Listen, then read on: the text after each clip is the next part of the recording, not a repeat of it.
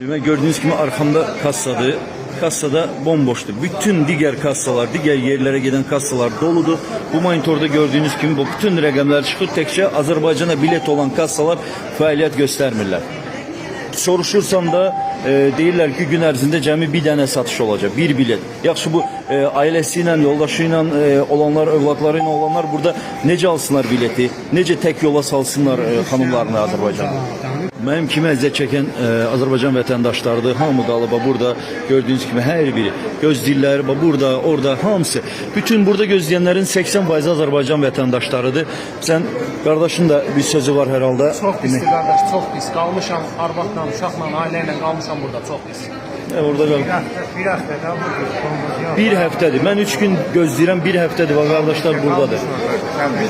10 gündür burada olanlar var. Burada bak gördüğünüz bütün herkes gəliblər, qalıblar, hamı burada.